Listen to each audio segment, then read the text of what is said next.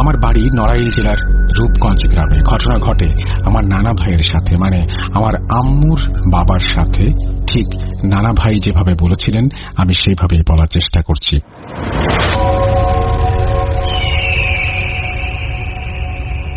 আগে অনেক রাতে বাজার থেকে বাড়িতে আসতে হতো, কারণ 1988 সাল, তখন রাত 8টা-9টা, মানে এখনকার মতো অর্ধেক রাত। আর তখন আমাদের গ্রামে বৃহস্পতিবার হাট হতো আর রবিবার সপ্তাহে 2 দিন হাট হতো। আমাদের অনেক বাঁশঝাড় ছিল গ্রামে, তাই অনেক ফসলাদি হতো। আমি প্রায় আমাদের ক্ষেত থেকে হোগলা কেটে ও বাঁশ কেটে বৃহস্পতিবার হাটে বিক্রি করতে যেতাম। ঠিক তেমনি একদিন ফলের সময় অনেক কাঁঠাল গাছ, আম গাছ, তাল গাছ হওয়ায় সেই বছর অনেক ফল হয়েছে। একবার আমার বড় ছেলে সেনাবাহিনীর চাকরি করত, সে কুমিল্লা ময়নামতি ক্যান্টনমেন্টে ছিল। তার একটি কন্যা সন্তান জন্ম হয়েছে, তাই শুনে খুব খুশি হলাম যে আমার নাতনি হয়েছে। ময়নামতি ক্যান্টনমেন্টে হওয়ার কারণে তার নাম রাখা হলো ময়না। তাই তাকে দেখতে যাব বলে ভাবলাম। ছেলেকে জানাবো না ভাবলাম, জানালে হয়তো ছেলে বলবে বাবা এটা ওটা এনো। আর এমনিতে আমি খুব কাজকে ভয় পেতাম। পৃথিবীতে আমার মতে আমি শুধু কাজকে ভয় পেতাম, অন্য কিছু নয়। ঠিক একদিন ফলের সময় কাঁঠাল আর কিছু বাঁশ নিয়ে হাটে গেলাম। বৃহস্পতিবার ছিল, হাটে কাঁঠালগুলো বিক্রি হয়ে গেল, বাঁশগুলো কিছুটা রয়ে গেল।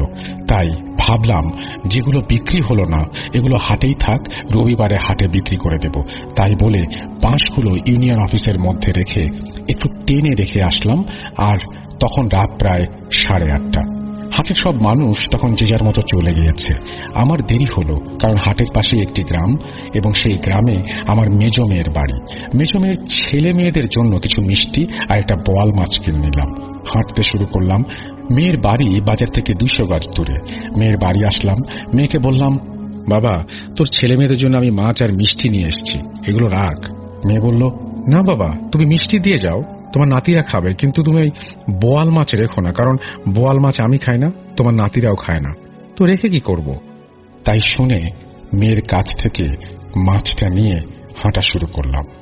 তখন তো গাড়ি ঘোড়ার কোনো হদিশ ছিল না, রাত বাজে 9টা, এখনকার মতো তো আর না। তাই ভাবলাম তাড়াতাড়ি যাওয়া যাক, যেই ভাবা সেই কাজ। রাস্তা দিয়ে গেলে অনেক দেরি হবে, তাই ভাবলাম বিল আড়াআড়ি ভাবে হাঁটা শুরু করি। বিলের মধ্য দিয়ে গেলে অনেক সহজে বাড়ি পৌঁছানো যায়। জ্যোৎস্না রাত, ভাবলাম ভালোই হবে। তাই বলে কিছু বিড়ি কিনলাম আর কিছু নিমকি কিনলাম, আর আমার সেজো মেয়ে এবং ছোট মেয়ের জন্য এই খাবারগুলো কিনেছিলাম। এগুলো কিনে বিড়ি টানতে টানতে হাঁটা শুরু করলাম।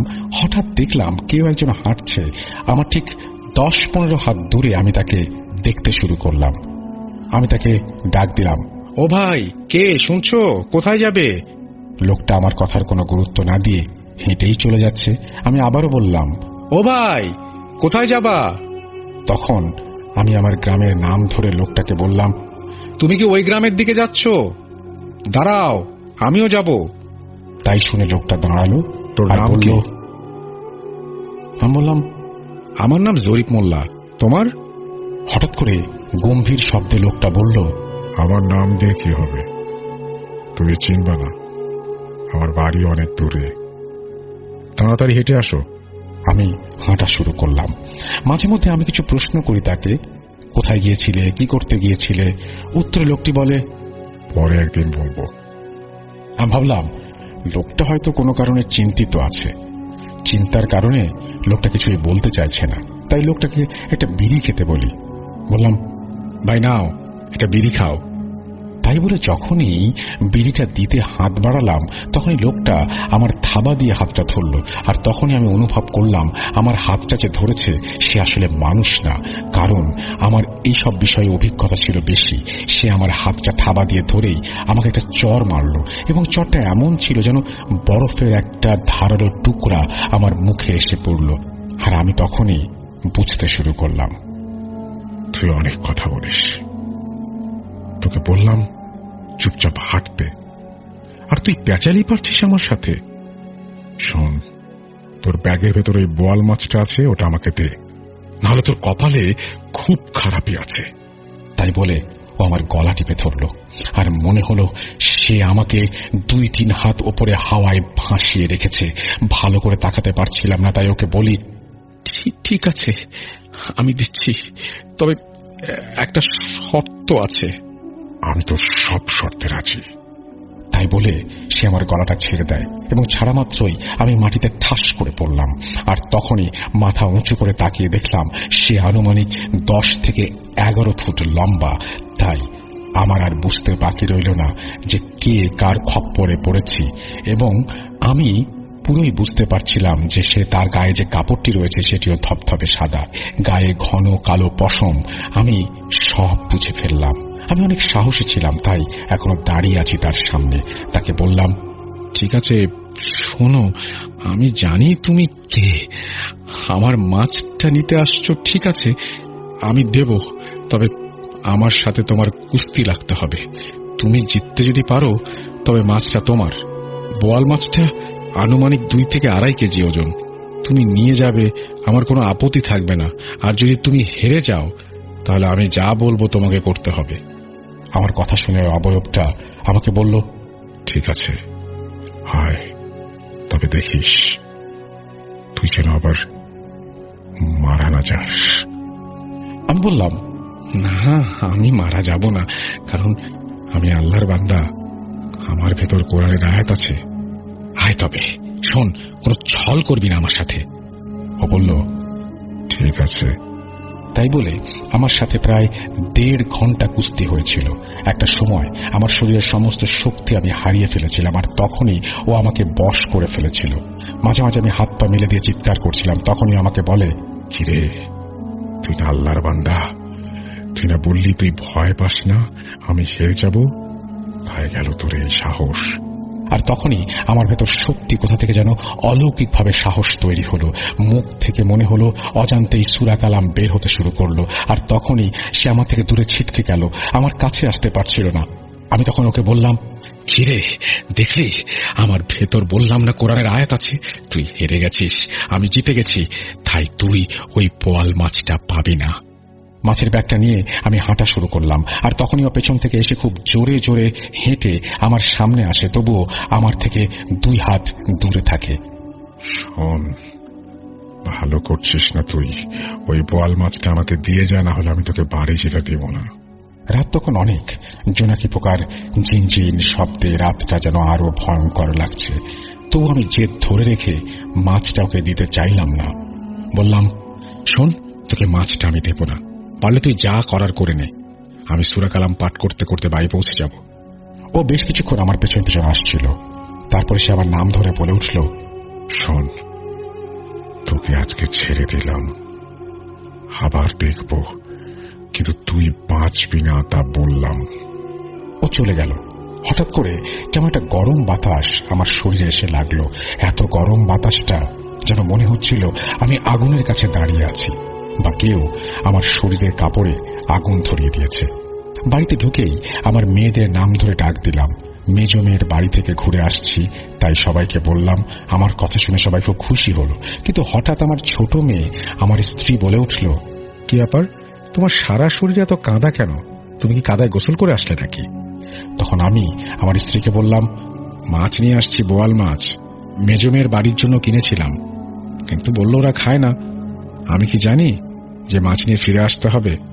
নাও, এখনই রান্না করো। সবার চোখ মুখে তখন ঘুম। তবু আমার স্ত্রী, আমার সেজো মেয়ে, বলল, ঠিক আছে, রান্না করে আনছি, তুমি গোসল করে আসো। আমি আমার ছোট মেয়েকে সাথে করে নদীতে গেলাম গোসল করতে। বলে রাখা ভালো, আমার বাড়ির উঠোনের সামনেই নদী ছিল। বাড়ির পাশ দিয়ে বয়ে গেছে নদী। সেই নদীতে আমি আমার ছোট মেয়েকে হারিকেন হাতে নিয়ে দাঁড় করিয়ে রাখলাম। বাবা দাঁড়াও, একটা ডুব মেরে আসি। মেয়েটা আমার তখন ছোট, তাও বলল, তুমি যাও, আমি দাঁড়াচ্ছি। মেয়েটার বয়স 8 বা 9 বছর। আমি যখনই নদীতে ডুব দিলাম তখনই কেউ একজন আমার ঘাড় ঘেঁষে মনে হচ্ছিল আমাকে কাদার নিচে নিয়ে যাচ্ছে। আর তখনই আমার হাতে কেমন যেন একটা পায়ের ধাক্কা পেলাম। আমি সূরা কালাম আবারও পড়তে শুরু করলাম। তারপর আস্তে আস্তে আমার শরীর কেমন যেন ভার হয়ে গেল। তখন আমার মেয়েটাকে রেখেই আমি নদী থেকে বাড়ি চলে আসি। কিভাবে আসলাম জানি না, তবে 10-15 মিনিট পর আবার মেয়েটা কাঁদতে কাঁদতে এসে আমার স্ত্রীকে বলল, মা, বাবা কই? গোসল করতে গিয়ে ডুব দিল নদীতে, আর ওঠে নাই, তুমি তাড়াতাড়ি আসো। মাছটা মাত্র কেটেছে আমার স্ত্রী, তখন আমার স্ত্রী রান্না ফেলেই দৌড় দিয়ে বের হয়ে গেল। আমার কানে কান্নার শব্দ ভেসে আসলো, আর তখনই আমি উঠলাম। উঠে গিয়ে দেখি আমি বিছানায় শুয়ে আছি। তখন রুম থেকে বের হয়ে দেখি আমার স্ত্রী, মেয়েরা উঠোনে নামছে।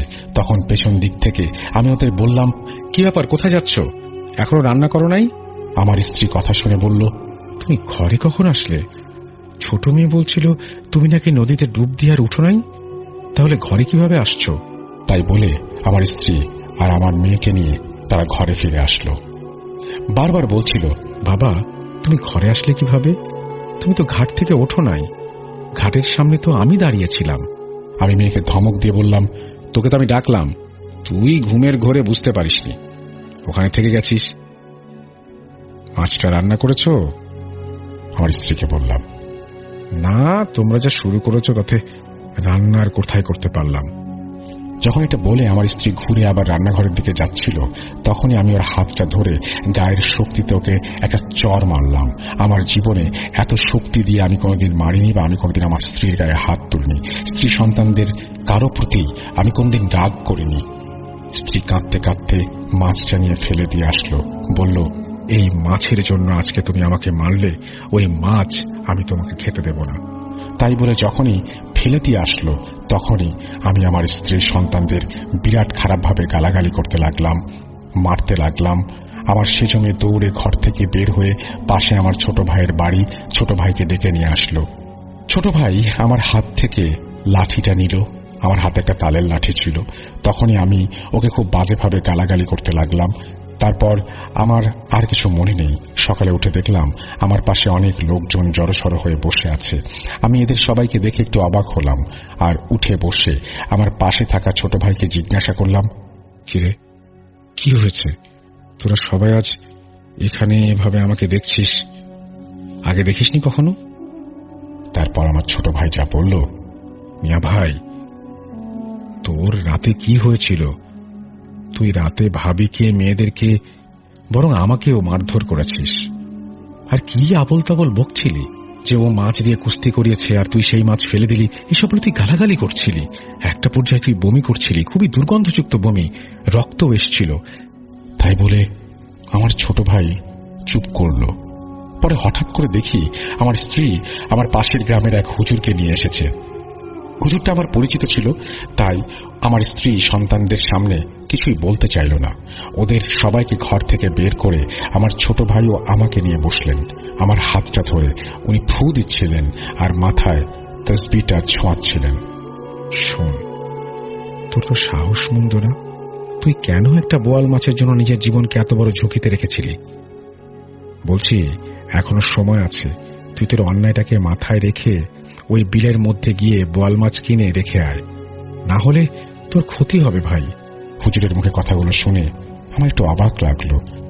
তাই আমি হুজুরকে বললাম, আরে দূর, ওগুলো ফালতু।